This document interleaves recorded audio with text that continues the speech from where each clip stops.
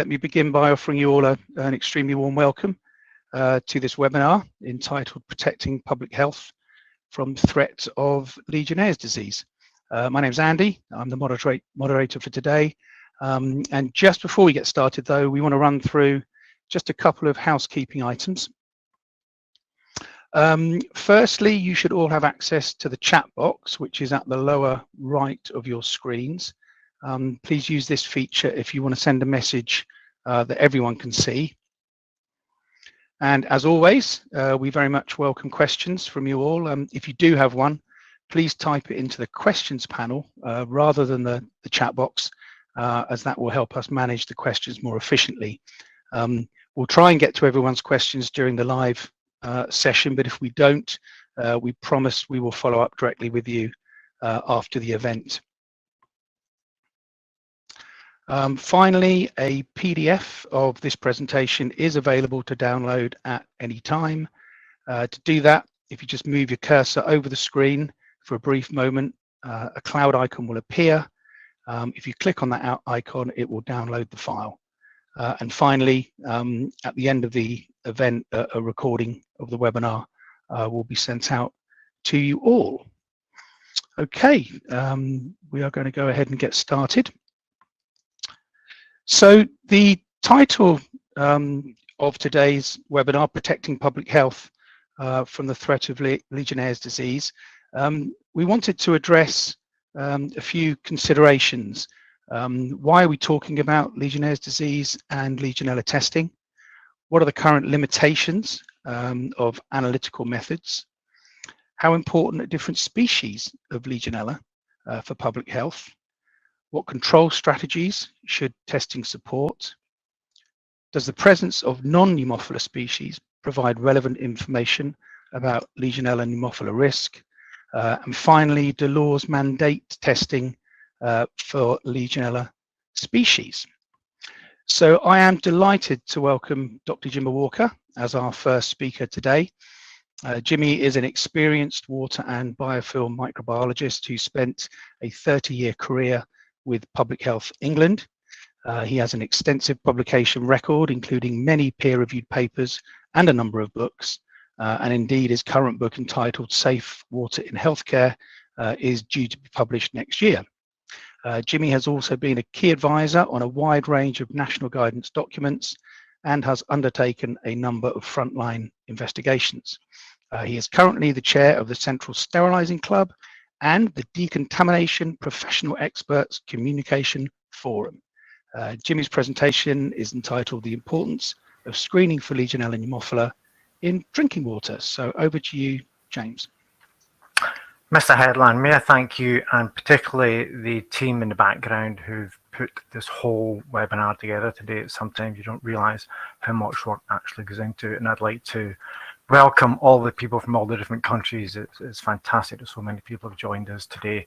So there's lots of people I'd like to thank, and there's lots of areas we need to think about and talking about today. So why are we talking about Legionnaire's disease and Legionella testing? There's a various laboratory methods we can use for testing Legionella, and I was very fortunate to work with Dr. Paul McDermott in 2021 to be able to publish this manuscript with the support of IDEXX, where we looked at reviewing a number of the technologies for testing Legionella in laboratories.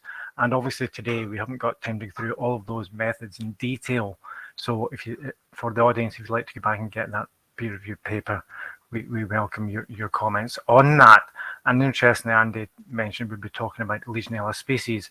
And earlier this year, we had a small article published in the Health Science Journal, just thinking and looking at the evidence behind what Legionella species we should be looking at. We're going to be mentioning that as we go through the talk today. But again, there's a lot more detail in that small article if the audience would like to review it.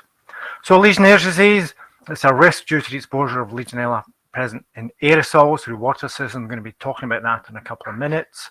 And of the 60 Legionella species that have been recorded so far, 19 of them have been shown to cause an infection. So that would immediately think, oh, maybe I have to be looking for them all. But we know from a lot of data coming through that Legionella pneumophila is the most clinically relevant significant species. And only Legionella pneumophila has actually been linked to cooling towers in the US. And indeed in 2010, France changed its testing methodologies to test only for Legionella and Haemophila. But I think it's really important that we stress time and time again that Legionella disease is a preventable disease, and we should be doing all we can to prevent those infections occurring in the community and in our hospitals. We'll talk about the outbreak in 1976 in a few moments, but this is data which is extremely striking in terms of from 2000 to 2018, there was a 900% increase in Legionnaires' disease cases in the USA. And there may be different factors involved, and that could be more appropriate screening, better testing, better laboratory testing, better methods, but also bearing in mind that I think it's the next couple of days, California will be up to 42 degrees centigrade. We may have to think about climate change, climate control, but more necessarily designing a building such that we are able to control the temperature within, and more importantly, temperature within the water systems. And interestingly, up until 2018 into early 2019, we were seeing in Europe a similar upward progression trend of number of cases of Legionnaires' disease per year. And very interestingly, from the ECDC report, which I was talking about later, they intimate that this reduction over 1920 was actually probably due to the reduction in travel. Therefore, travel-associated diseases were reduced, and so the number of cases reported was reduced. And that's obviously a control mechanism, but coming out of the pandemic, we'll want to get traveling again, and I'm sure we'll be meeting each other at conferences over the next couple of years. So I mentioned aerosols earlier on, and the aerosols from the water system. Bacteria do grow in water. They do form biofilms. They do form on the plastic rubber components of outlets, such as you can see here, the shower head component. And those aerosols will then be released from the shower head. We breathe them in and we suffer from pneumonia. But it's not just the cooling tower, not just hot tubs, not just decorative fountains. There are a wide range of water systems which we have to risk assess, and that's such an important aspect for everyone, that we risk assess a water system to control this disease. Because, as I mentioned earlier on, it's preventable, and it could be our brothers, our fathers, our sisters, our mothers, our daughters, sons who succumb to this disease, and it's preventable, and that should not be occurring.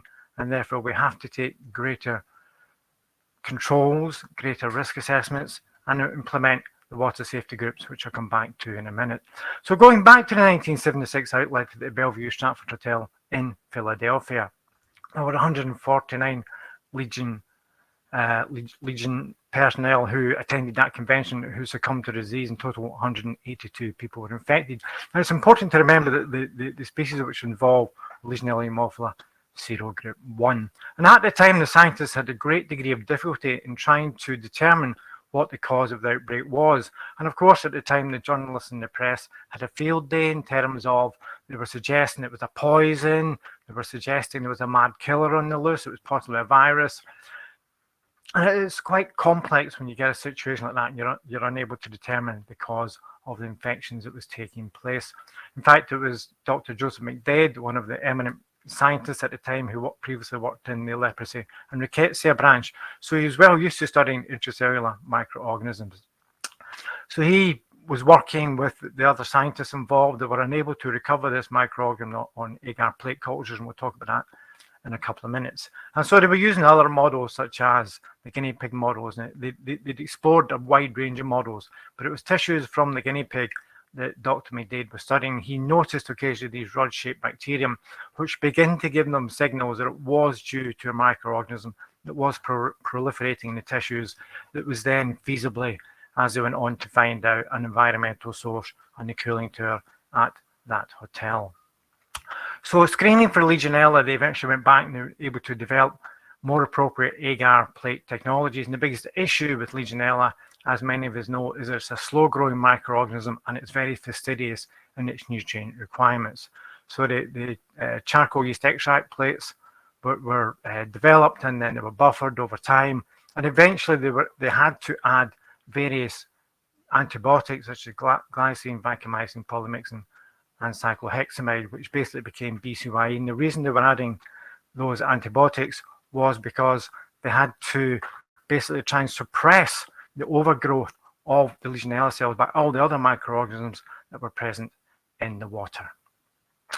So looking at these considerations and questions which suppose what are the limitations of those current analytical techniques. Interestingly, the most used methodology of plate culture 11731 ISO standard can look inherently complex when you look at it when it's prepared and presented like this, where the person or the operator who's dealing with the samples has to try and understand how much colonization has taken place in the water. Is it low background? Is it a reasonably high background or extremely high background in the water phase? And that determines how they're going to process it, whether it's on direct on plating, filtration, or plating after dilution.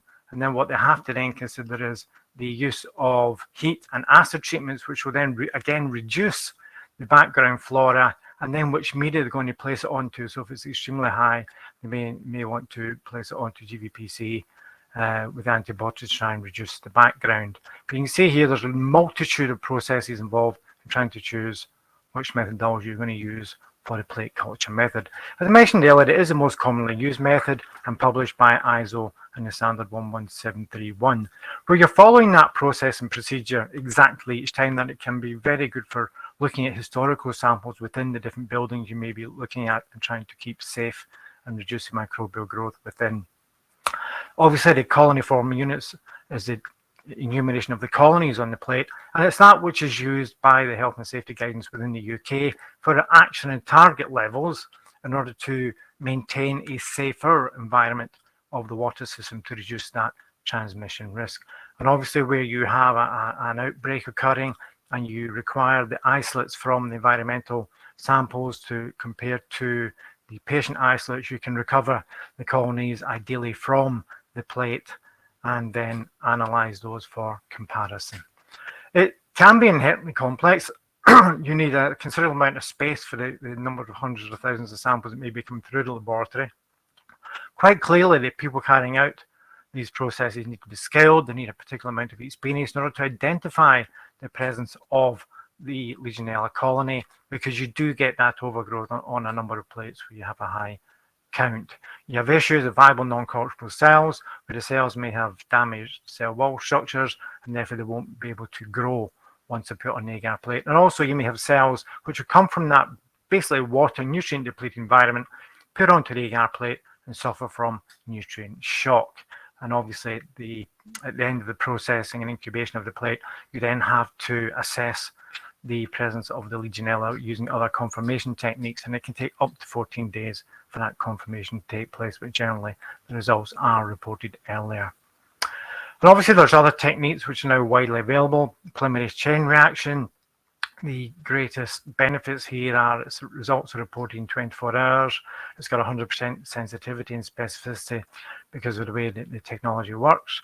And working with young Sam Collins at Public Health England, he was able to use polymerase chain reaction in order to, for example, within an outbreak, to identify where a building has no Legionella, that building could be completely ruled out. So you'd have a negative predictive value for a building of 100%.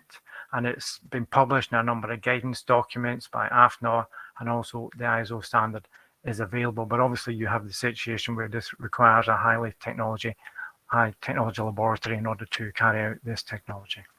So polymerase chain reaction, you still have some limitations in terms of viable but non-culturable cells, and a number of laboratories and manufacturers have actually investigated for quite a number of years now how to improve the assessment of viable cells, because what you don't want to be doing is enumerating in terms of genomic units of free DNA within the sample.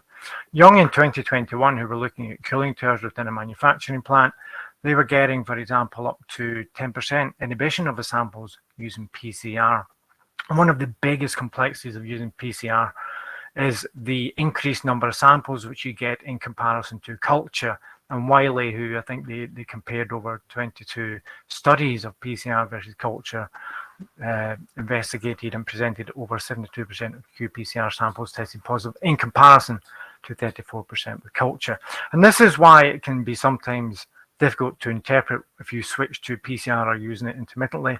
For example, the Heads of the Valley outbreak in Wales in 2010, where they had already taken all the environmental samples, processed them through plate counting, and then they used PCR. And it was so confusing for the investigation team at the time, they weren't able to proceed with the PCR, and therefore at times it can lead to a lack of confidence in the technology, and sometimes, depending where you are, you may have difficulty in actually finding a laboratory who's able to undertake this analysis. Now, moving on to the most probable number technique from Legiolert. It's a relatively simple process. So instead of the plate culture, you're taking a litre sample. With this system, you're only taking a 100 ml sample, checking the pH, adding the nutrient substrate to the 100 ml sample. The 100 ml sample then goes into the tray, and the tray is sealed and you've incubated for 7 days. You can see in the central image there the enumeration using the cross-off check cells where you have a coloration and a growth of Legionella pneumophila. So from a number of publications, and you can see these cited here, you can access those.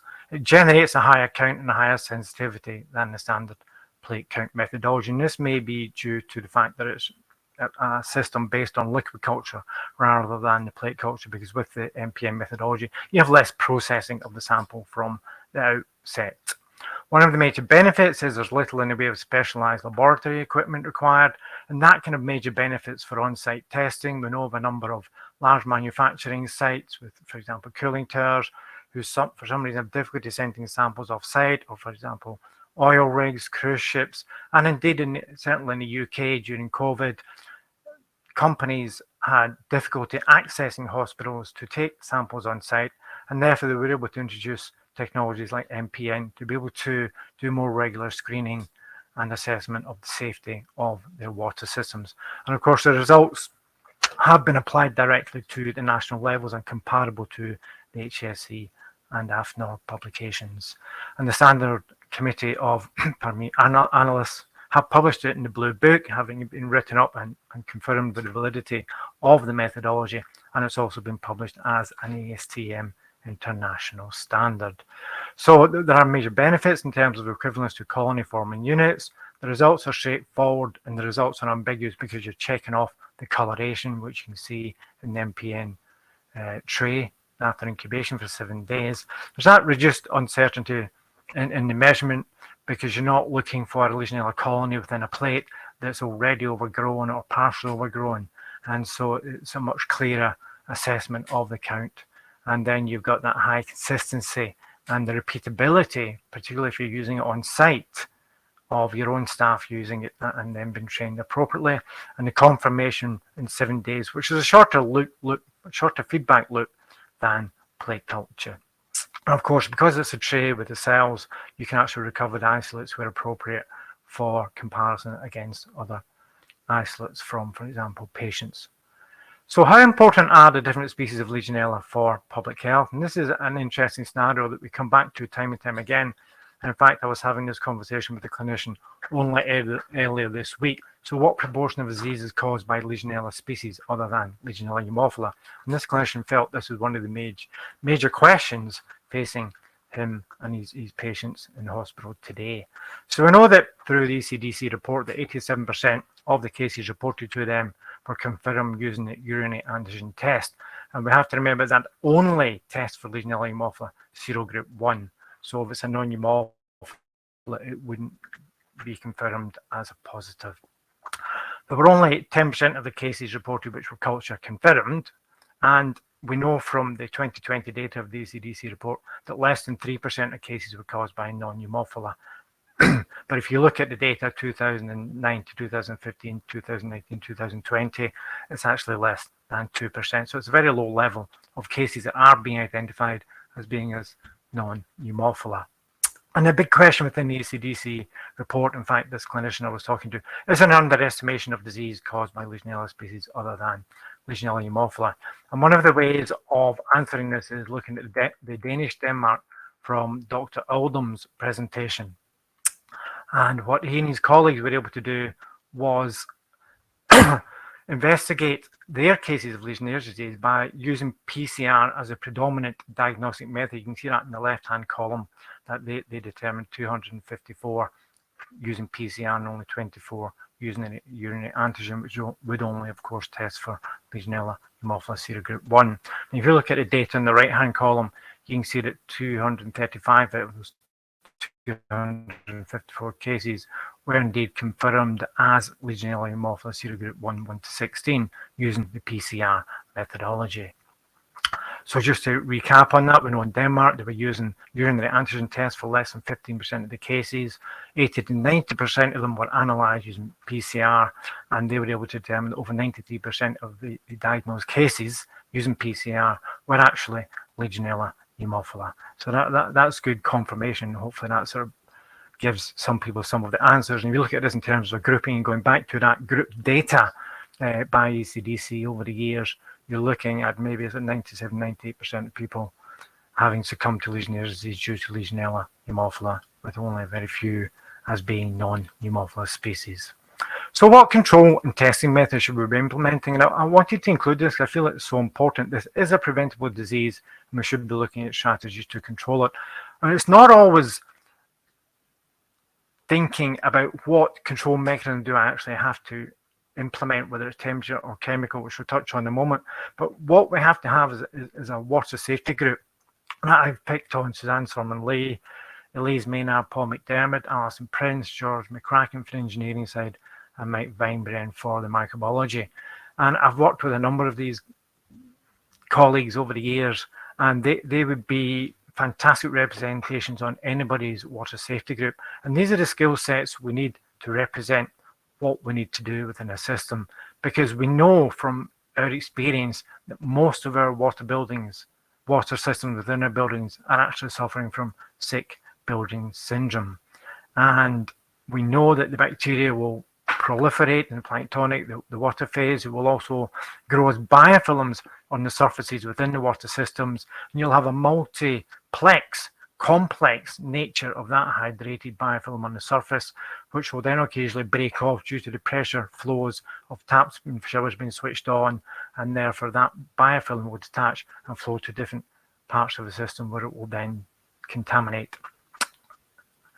So you have biofilms are ubiquitous in water systems. As I've mentioned, it's a complex range of microorganisms. It's not just bacteria, it will be amoebae, protozoa, fungi. And in places, these will be tolerant to the chemicals which are added in as control methods, and indeed temperature control methods where that's not maintained. And we'll touch on that in a couple of minutes. And those biofilm cells will detach and contaminate other parts of the systems. So we do need to implement control methods. And because we're talking about laboratory systems all the way through this talk today, we've got to remember as well, the laboratory methodology is not there as the primary mechanism to determine whether your system is contaminated. It's there to verify and validate whether your control methods are actually working or not. And I'm going to concentrate here on the use of temperature, because that's primarily the system which hospitals are using.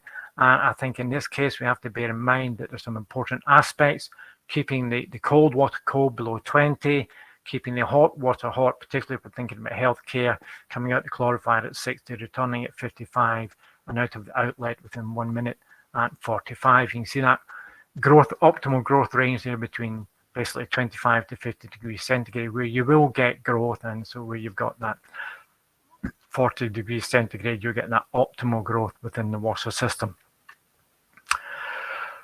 There are different ways of monitoring hot water temperatures and cold water temperatures in water systems, and historically it would be someone walking around with a sheet and a temperature probe and a pen. And nowadays there's new technologies which are not really new as such, but new applications of old technologies, you could say, where you can strap on temperature monitors which will log the temperature over time. They can then be removed, and you can assess the temperature. And what you'll get in other systems is, and I'd like to thank Steve Finch and colleagues for allowing me to use their images. What they've done is they've taken this one more stage further, where they're strapping thermocouples onto the hot and cold pipes at different parts around a hospital. They'll be assessing the temperature of the hot water system, and therefore, is it safe or not? Is it keeping the microbial counts low?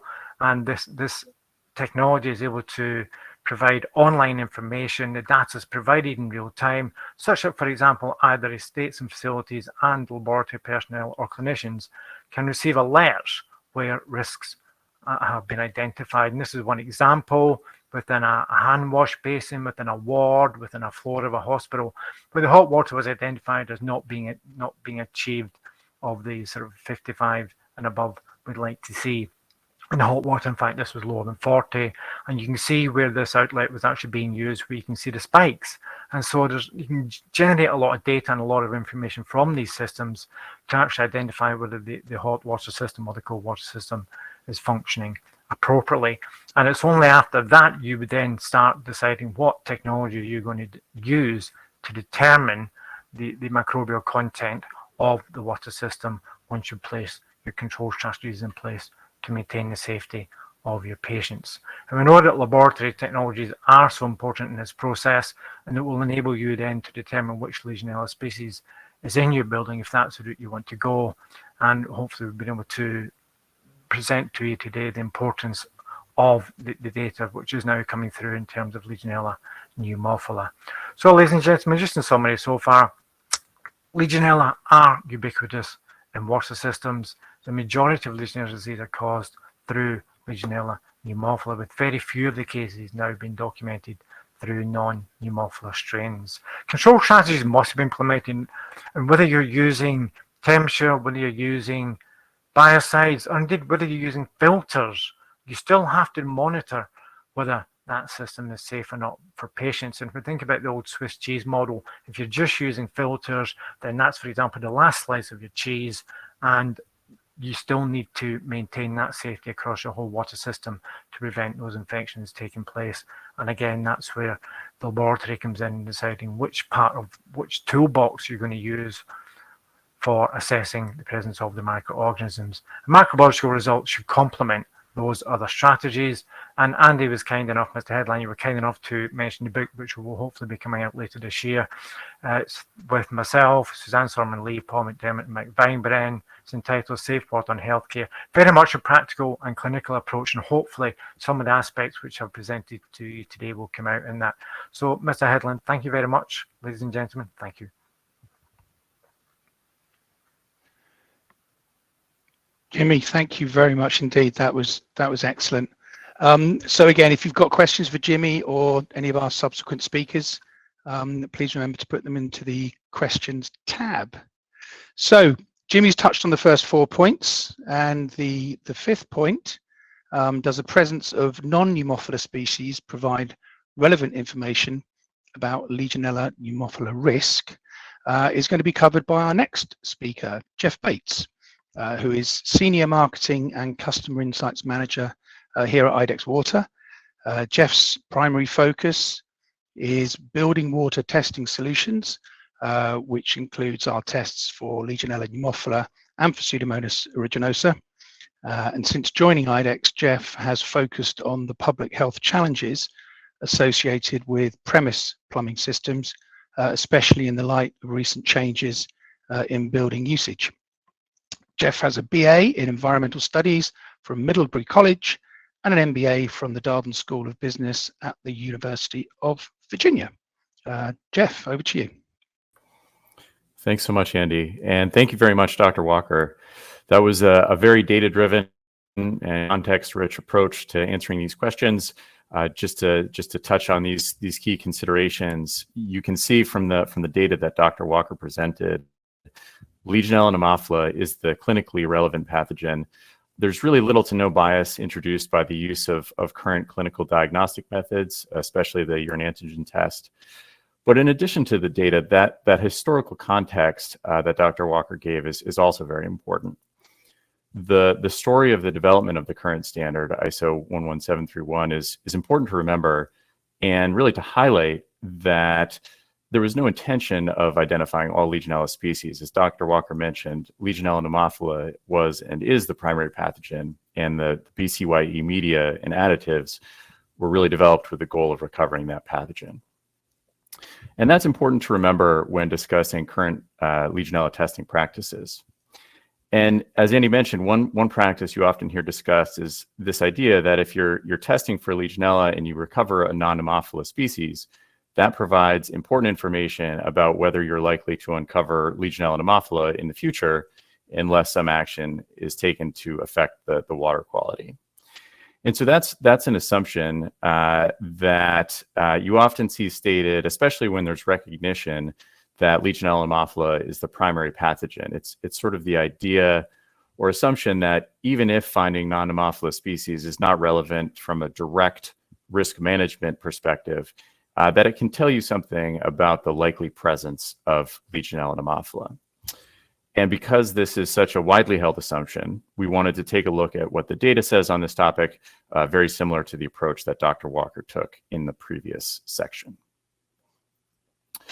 So first, we do have to acknowledge that this assumption that finding non-Haemophila species gives you some information on the presence of Legionella and Haemophila, it's deeply ingrained in testing guidance. It's one of these ideas that have become common knowledge, something that's trusted primarily because it's been repeated so many times. And this assumption has worked its way into official documents, even though it hasn't been as critically examined as we might like. These are two excerpts from guidance documents that are primarily used in the US. However, we're lucky that a well-respected group has taken a data-driven look at this long-held belief. In advance of updates to Legionella regulations in the Netherlands, the Ministry of Infrastructure and Water Management commissioned a study to ensure that new regulations are based on the most up-to-date science and data. And they commissioned two well-respected groups to perform a data review of changes in Legionella science between the year 2000, which is when the current Dutch laws were written, to today. And those groups, just briefly, were KWR, which is a research group dedicated to translating scientific knowledge into practical solutions, and Berenschot, which is a consultancy focused on careful research for public impact. I would absolutely recommend reading the document. It's exhaustive, very data-driven. It goes well beyond the one section that we're gonna cover today. And the overall takeaway of the document, just to touch on it, is that, and this is directly from the document, the scientific evidence suggests that most buildings should be tested for Legionella and Haemophila, not tested for all Legionella species. Kristen will discuss this in more detail, but that recommendation has been adopted by the Ministry of Infrastructure and Water Management and advanced to the Dutch Parliament. So that's where it currently stands. As a part of the overall recommendation, the study evaluated whether or not the data supports this idea of non-Haemophila species as an indicator of potential issues with Legionella and Haemophila. So in the next couple slides, we want to review their findings on that specific topic. So the way that the researchers at KWR and Berenschot evaluated this idea was through a framework provided by the World Health Organization that evaluates the suitability of one organism as an indicator of the presence of another organism.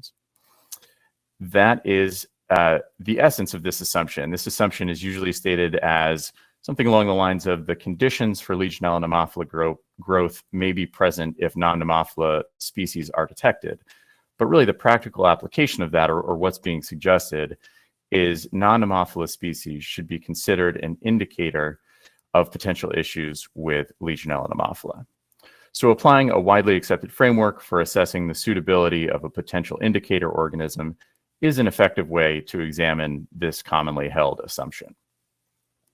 So here on the slide are the different criteria for an indicator organism according to a WHO publication and applied in this case to non-Haemophila Legionella species. So first, in order to be a good indicator, non-Haemophila species must always be present when Legionella and Haemophila is present. And this, of course, makes sense. If the indicator can be present with no presence of the pathogen, which is Legionella and Haemophila, then it's not a very good indicator. Second, non-Haemophila species must be present in higher numbers than Legionella and Haemophila, which is also logical. An effective indicator should be easier to detect than the pathogen itself. Otherwise, you would just detect the pathogen. Third, the ecology of non-Haemophila species must be the same as the pathogen. And this is related to the first point and speaks directly to the idea of conditions for growth.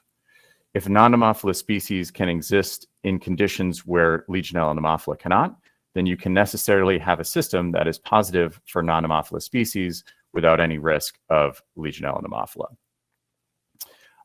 Quickly, fourth, non-pneumophila species must be more resistant to disinfection than the pathogen, which is related to the second point.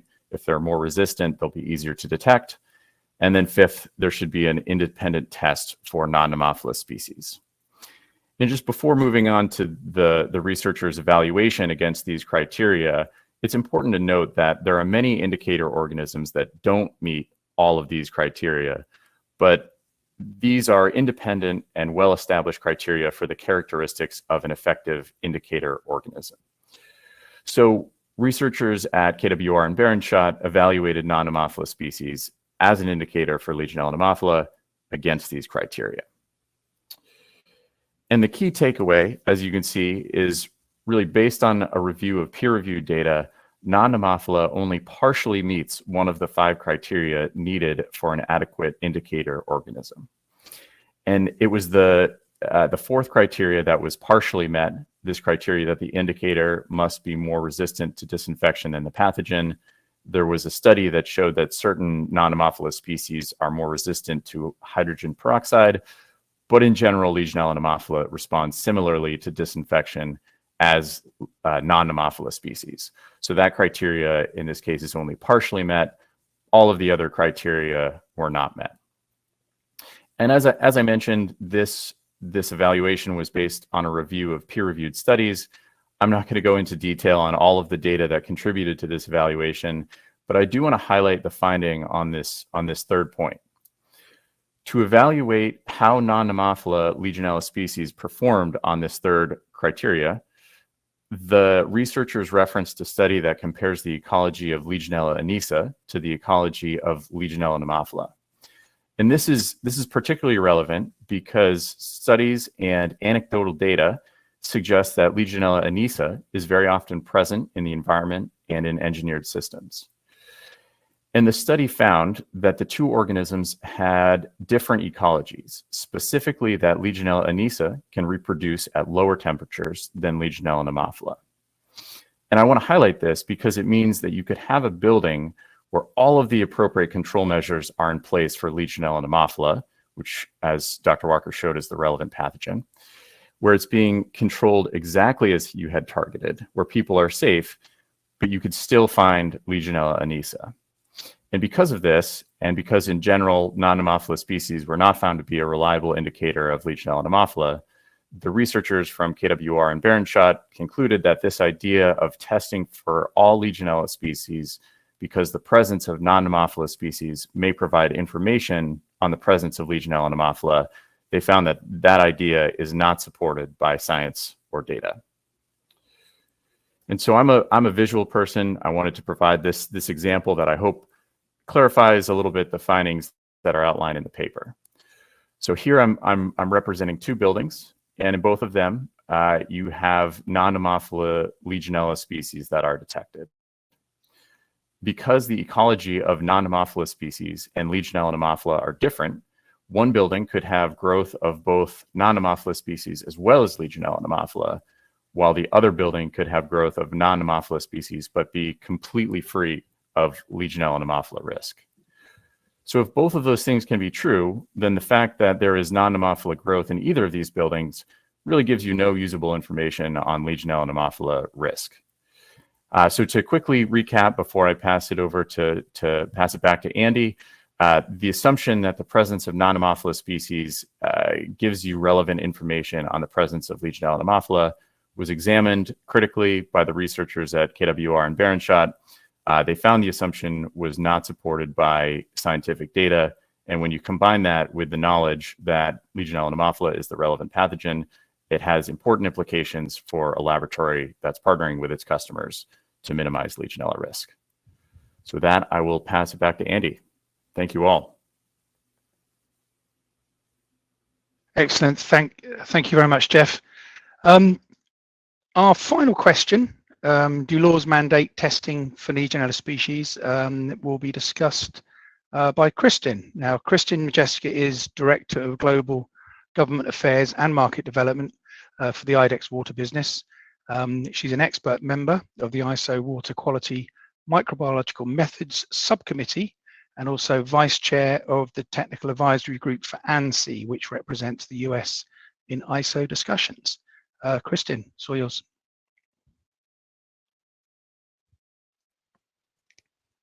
Thank you, Andy. So I'll be answering, excuse me, little cursor control here. I'll be answering the final and very important question on today's agenda, which is, I understand the data, but do I have a choice? Do laws or regulations say I have to test for Legionella species? And I saw that there was also actually a little bit of discussion in the chat already. So we'll address that. And the first answer I'll give is, well, it depends.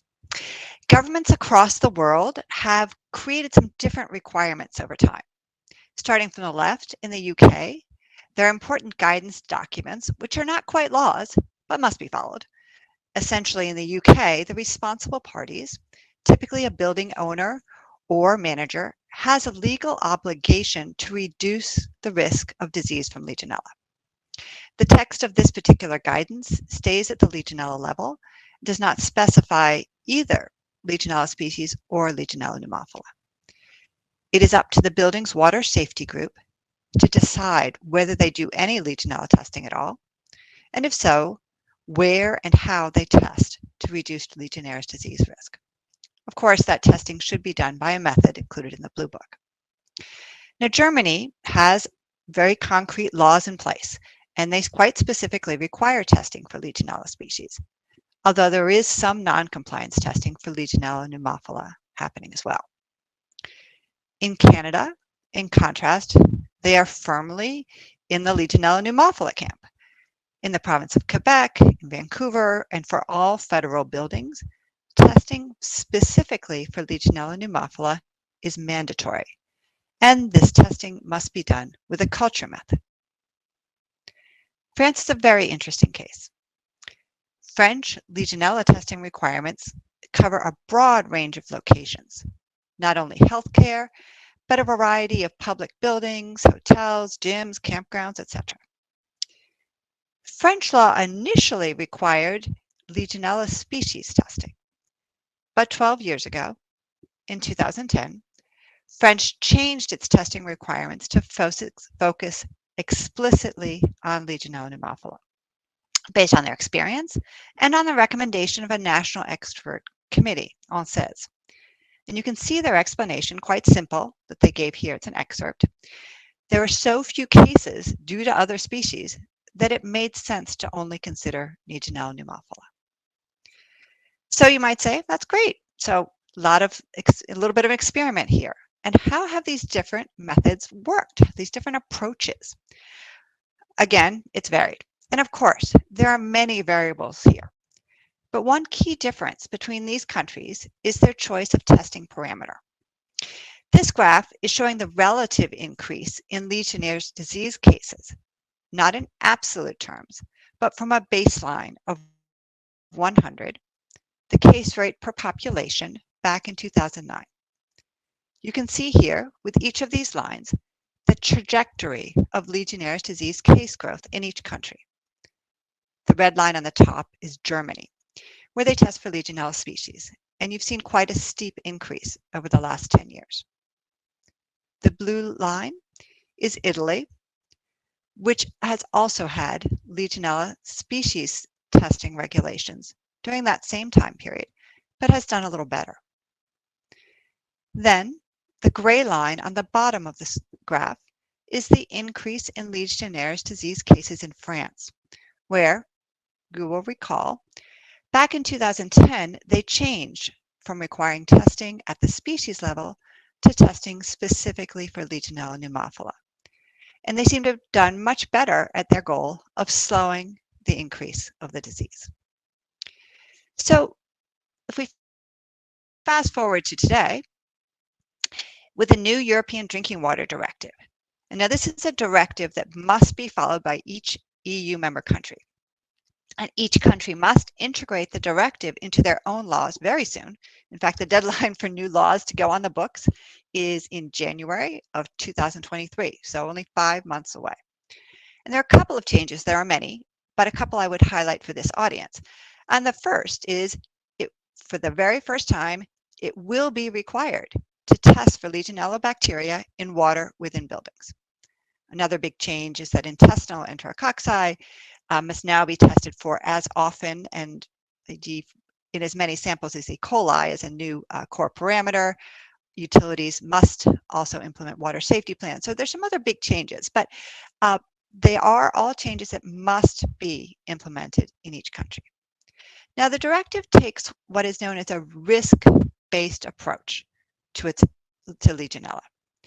There is a minimum testing requirement of annually testing on priority premises.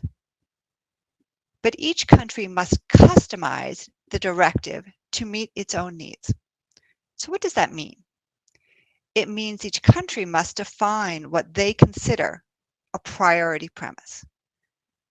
They must define what are the appropriate testing protocols, limits, and actions for priority premises, and what are appropriate testing protocols for other lower risk buildings.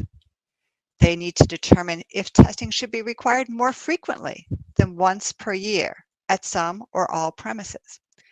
And they'd also need to get into more detail for things like what accreditations might labs be required to have in place when that directive comes into effect in each country so they can perform that Legionella testing. Now, for the directive, there is a default method. It's ISO 11731 that Dr. Walker described in great detail. But the directive specifically gives member countries the right to consider testing options for Legionella pneumophila as well as for Legionella species. What you see on your screen is an excerpt of the directive, and you can see the reference to testing options such as PCR, as Dr. Walker also mentioned, and rapid, otherwise known as liquid culture, as well as for non-culture methods. So given that they have the freedom to transpose the directive in ways that make sense for each country, it's not surprising that some countries are planning to implement the directive with Legionella species or Legionella pneumophila. And although nothing is final yet, to my knowledge, only one country has come out with its regulations in the terms of the transposition. Here's where things seem to stand today. In France, they plan to keep with their Legionella testing and control requirements that have been so successful to date. That's for Legionella pneumophila. In the Netherlands, and this is what Jeff mentioned earlier, they've incorporated the recommendations from the expert group, and they are going to be implementing Legionella pneumophila testing for all non-healthcare settings and Legionella species for healthcare settings. That is what is the proposal in front of Parliament today, as we understand it. In Italy, they are preparing for an implementation that is expected to have both Legionella pneumophila and, of course, Legionella species options. And Germany is expected to maintain its current strategy of testing for Legionella species. So going back to the beginning of where I started, it's still a little bit of it depends. There are different sets of requirements based on the country in which you're performing any compliance testing. Now, in just a moment, we'll move on to questions, but I wanted to do a quick recap of what with Dr. Walker and Mr. Bates, what the data that we have reviewed, the examples that they have presented, what conclusions they bring us to. And I'd say the first is that Legionella species is testing at the Legionella species level is very common and is really a historical legacy that we are building upon. Each Legionella testing method has pros and cons. In terms of Legionnaire's disease prevention, Legionella pneumophila is the bacteria that needs to be controlled. And of course, Dr. Walker made a nice link here that testing methods need to support control strategies. It's part of a package of how we prevent disease. Jeff made some very clear presentation of the data that shows that the presence of non-pneumophila species does not provide relevant information about Legionella pneumophila risk, i.e. does not provide the information you need to make decisions about control strategies. And finally, For compliance testing, some countries will continue to require testing for Legionella species. Some will require Legionella pneumophila, but the directive has given European member countries an opportunity to modernize their regulations based on the most recent data and to include testing options for pneumophila. And of course, monitoring for non-compliance purposes to give building owners and water safety teams the information they need to make good decisions and keep people safe can be done for either Legionella species or pneumophila based on that assessment of the team. And with that, I think we'll pass to questions. Kristen, thank you ever so much. That was excellent. And thank you again to all our three speakers. Excellent insights. We have loads of questions coming in, and I'm looking at the time. We've probably got about 6 or 7 minutes max to answer them. We're not going to get to them all, so apologies, but we will get back to you in the next few days. Also, some excellent comments in the chat. So thank you everyone for making this a live contribution during the webinar. I know, Jeff, you did talk about this, but this is an interesting question that's just come in. I've heard that non-pneumophila species are frequently isolated from environmental samples. Isn't this cause for concern? Do you want to just readdress that? Yeah, I can quickly address that. And I think so the question is, we're finding non-pneumophila Legionella species in the environment versus finding non-pneumophila Legionella species as the cause of disease. And so it's a very interesting question. When determining whether a given bacteria is a cause for clinical concern, the key question is really whether or not it causes disease.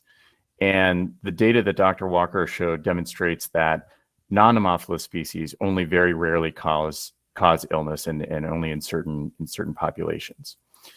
The fact that non-pneumophila species are frequently isolated in the environment and in building water samples actually points to non-pneumophila species being less of a concern. And the logic there is that if these bacteria are frequently present in the environment, and perhaps even more present than Legionella and Pneumophila, of course we don't know that, but there are potentially indications that may be the case. So if they're more frequently present in the environment, but they cause very little disease, that is even further evidence that Legionella and Pneumophila is the relevant species of Legionella from a risk management perspective. Thank you, Jeff. That's excellent. I know we just listened to Kristen, but we've had a question. It doesn't say which country the person's from, so I apologise. But maybe, Kristen, from a pan-European perspective, you could answer it. And they've asked, how will new legislation changes for Legionella testing affect me in the future? Well, that is the question for many folks on the call. So thank you for that. And because as we saw, the member countries in the EU have a fair amount of latitude in how they transpose that directive into national regulations. It will depend, and feel free to reach out to me or to one of the colleagues here, and we'll share where we understand things stand. And things are still in process in many countries, particularly where there are brand new testing requirements or something new. So the testing requirements and volumes will be going up in many countries, especially those where they'll be required for the first time, but that change will really vary dramatically. It will be a short time frame, so laboratories will need to kind of be getting ready and prepare for those changes. And again, we'll be happy to walk through where we understand things are at this point, or point you to your local country experts or regulators to help get a handle on that. Thanks, Kristen. Jimmy, here's one I think you can take. If a facility has a sudden Legionnaires outbreak, what are the preliminary and immediate steps that should be taken to control it? And if you can be as brief as you can, please. Sure, Andy, thank you very much to whoever sent that question in. It's a great question. Obviously, there's an outbreak, there's patients involved. In the UK, that means it's going to be notified to a consultant and a communicable disease team, and that public health team is going to support everybody involved in this outbreak. And basically what the responsible person for the building should then be doing is putting together an incident team with the appropriate people involved in the water safety team, the public health team, the estates team, and trying to understand what's going on with the hospital or building in the community. And sort of what they need to do then is put an action plan in place to look at what's the public health issue in terms of the risk to people within the building and the community, and then looking at a sampling plan, because what they'll be doing then is looking at what were the source of risks within the building, and prioritizing those, and looking particularly, for example, with the showers, with the cooling towers, getting that sampling plan together, and just basically, as we've been talking about today, working with a laboratory, working out what processes are going to use, and then once you've taken those samples, to try and identify what was the source, you'd be looking at remedial action to prevent further exposure to people in the community from that building or indeed in a hospital. And then, of course, resampling to ensure that your remedial action has worked appropriately. Does that cover most things, Andy? Yeah, thanks, Jimmy. Yeah, just sorry to rush you, conscious of the time. Question from Christina. I think she's talking about Legiolert. Does the system distinguish between serogroups 1 and 2 to 14? I think I can take that one. The answer is no. It detects all serotypes, but as with the current ISO method, you can differentiate by using latex agglutination. So that was a nice quick one, but I'm still conscious that we've only got a couple of minutes left. So I think we're going to wrap up. Thank you again to everyone. Apologies to the likes of Wolfgang and Sandra, who's asked a couple of questions, Teresa. We will get back to you all personally and directly after the webinar, and answer the questions that you kindly sent in. And thank you. Yeah, thank you all for attending. It will be available as a recording, and it'll be sent to you as soon as we finish today. So just again, thank you to our speakers. Thank you to everybody for taking your time. And I really hope you enjoy the rest of your day.